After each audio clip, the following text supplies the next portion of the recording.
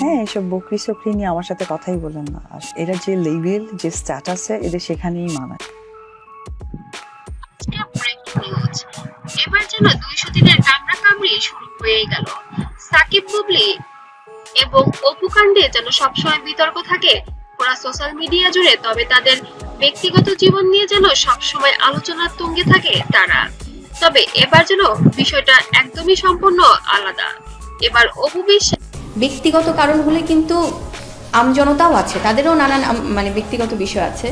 যেন শবনম বুবলিকে ফোন দিয়ে অকথ্য ভাষায় গালিগালাজ করতে শোনা যাচ্ছে এবং ফোন রেকর্ডও ভাইরাল হয়ে গিয়েছে সোশ্যাল মিডিয়ায়। অপু বিশ্বাস এবার বুবলির সঙ্গে অনেক খারাপ ব্যবহার করেছে এবং অনেক বাজে ভাষা ব্যবহার করেছে। তবে বুবলিও অপর প্রান্ত থেকে যেন চুপ সাকিব এত ভালো একটা ছেলে, আমি এটুকু বলতে পারি যে আমরা ছিল না, সেও অনেক নোংরা ভাষা ব্যবহার করেছে।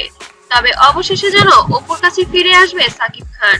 বুবলিকে শুধুমাত্র ব্যবহারই করে যাচ্ছে এমনটাই শোনা যাচ্ছে সোশ্যাল মিডিয়ায়। তবে সোশ্যাল মিডিয়ার কিছু খবর যেন ভুয়া থাকলে পরেও কিছু খবর আবার সত্যও হয়ে যায়। বাঙালির সন্দেহ কখনো ভুল হয় না। বাঙালি যখন যেটা সন্দেহ করেছে কোনো না কোনো এক সময় সেটাই সত্য প্রমাণিত হয়েছে। তবে সবকিছু ভুলে এবার সাকিব যেন অপুর কাছে ফেরত আসবে এবং এদের ঝামেলা যেন সারা জীবন রয়েই যাবে।